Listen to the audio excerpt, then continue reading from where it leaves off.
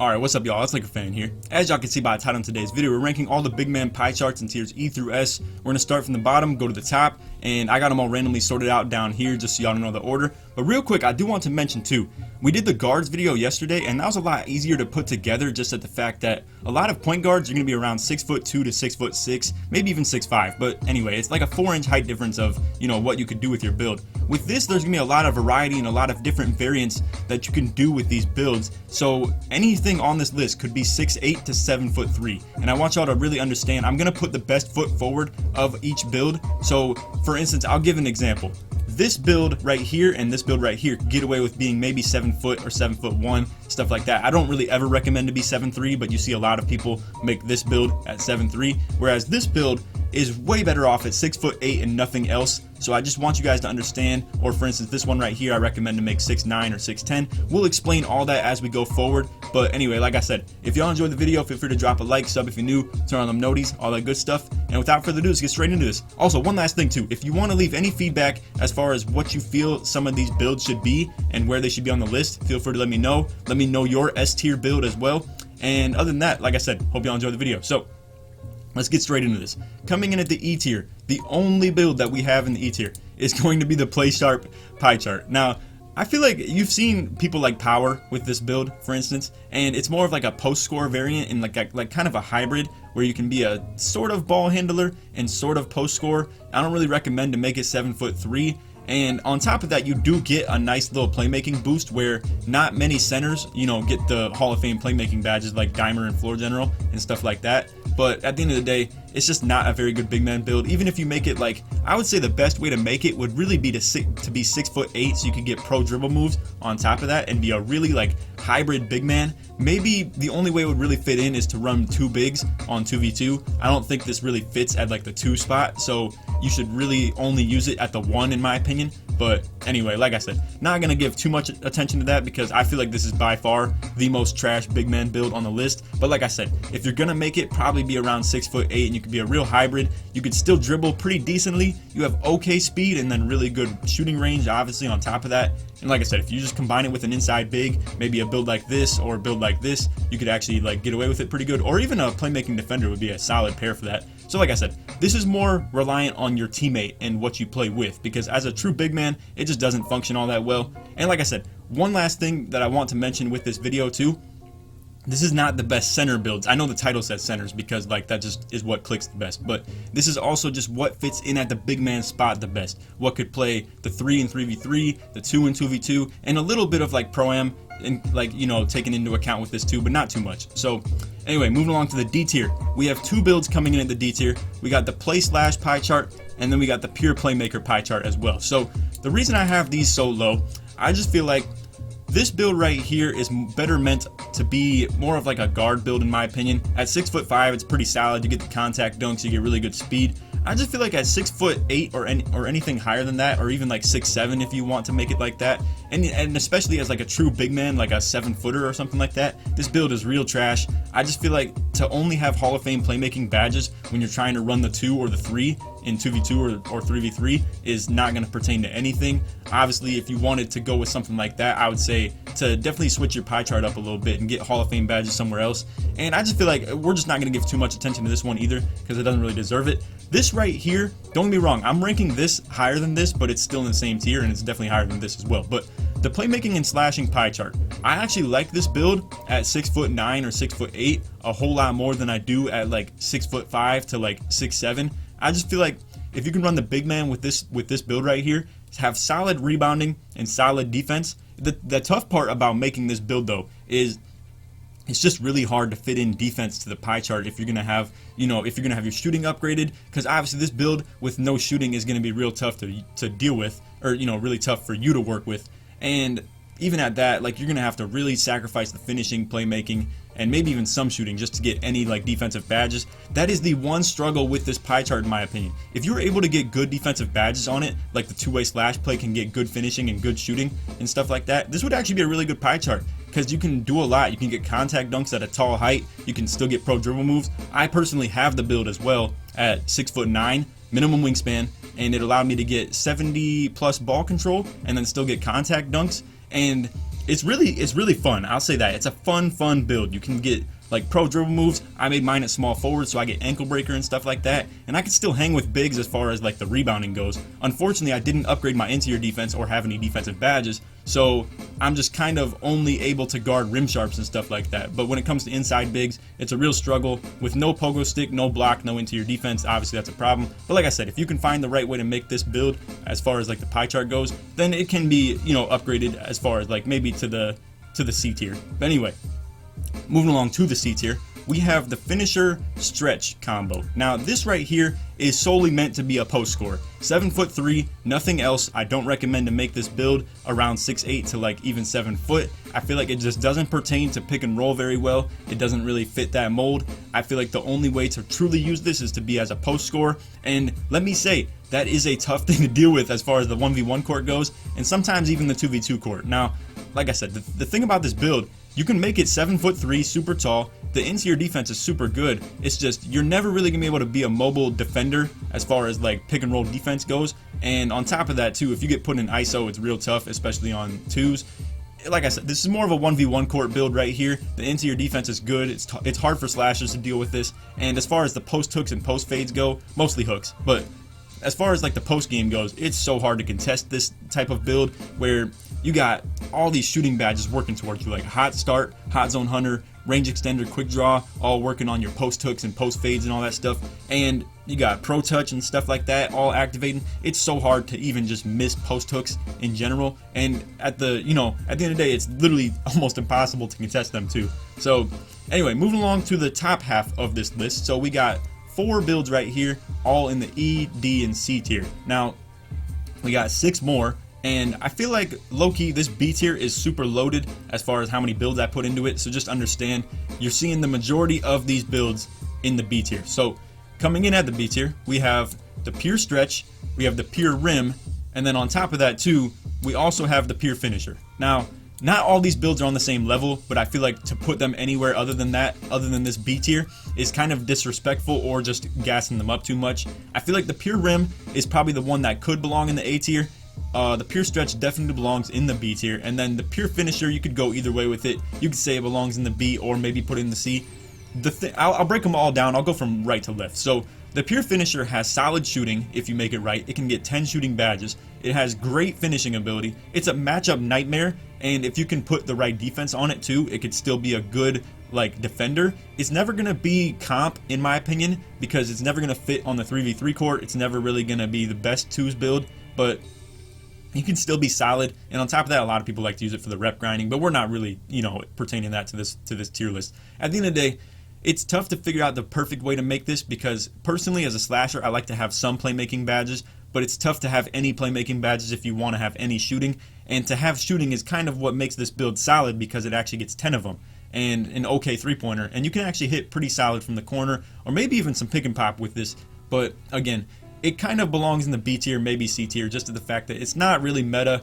It's not ever going to be comp, I suppose, and just like I said, it's never going to fit into like stage 3v3. It can be stage 2v2, pretty solid, but I just feel like there's better builds on this list than this one right here when it comes to twos as well. So anyway, and then as far as the pure rim goes, I would recommend to probably make this around 6'10", 6'9", something like that. I just feel like the taller you go, the more useless you become. I'll put it like that.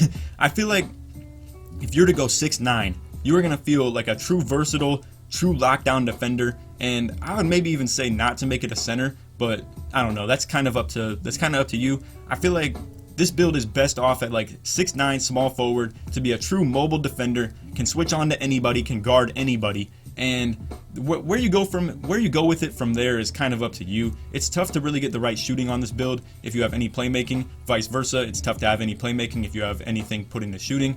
And finishing is probably the second thing you should look toward, but I would say most people probably make this build to just be a true role player, not have any playmaking in it, and just go defense, finishing, and shooting. I will say if you go 6'8" though, you get contact dunks on top of that too, and you become a true mobile defender. So again, I want you to understand, in this viewpoint, in my opinion, is all coming from somebody who believes in the hybrid big man defense and offense, where I just feel like bigs are best off at 6'8 to 6'10, something in that range, and I feel like that's where you're going to find your true matchup nightmares when it comes down to that. So again, like I said, you can get contact dunks at 6'8 with this build, and it's kind of up to you depending on how you want to build it. But anyway, move along to the pure stretch. This one has a lot of different roles it can use, and it's become sort of nerfed over the years, where, you know, in 19 this was like the best build in the game, the pure stretch, and or if not, like, you know, the best build, it was like the best offensive build. So anyway, in 19 you had the pure stretch that was super dominant. It could, you know, move around off ball, it could dribble even, and it could do all this stuff with the ball in its hand and still shoot like off dribble. It could shoot, catch and shoot and all that. It's become a little bit nerfed to that point, but you can also still spot up wing really consistently with this build. You can do crazy post fades with it, whether it be deep ones or super close range ones, like everybody be exploiting them stupid 2-foot post fades that literally can't be contested. And I feel like this is the perfect build for that situation. If you make it tall, you still have good interior defense. I will say though, it's the same thing as this build right here. If you make it 7'3", you're lacking any pick and roll mobility, you're lacking any ability to guard ISO, and it's just going to be a tough situation. So again, to make this build perfectly, I feel like something around 6'11 to 7 foot would be perfect. But then again, if you're just trying to constantly spam post fades like every toxic piece of crap in this game, I don't know. I feel like the perfect way to make it would be 6'11. Be a good, reliable pick and pop big man. Maybe have a good enough defensive set to where you can have brick wall and stuff like that too. And then boom, you have crazy range. And I'm telling y'all, I have dealt with these bigs before, and it's tough to deal with like the pick and pop slips where they don't actually set the screen, and then boom, they just flare out and they're wide open for a like deep range, like, you know, catch and shoot three, and they have all types of badges and, you know, range extender and good 3-pointer to deal with that, and they're tough to deal with as far as offense goes. The downside is obviously, like I said, the defense and the defensive ratings. But anyway, moving along to the A tier.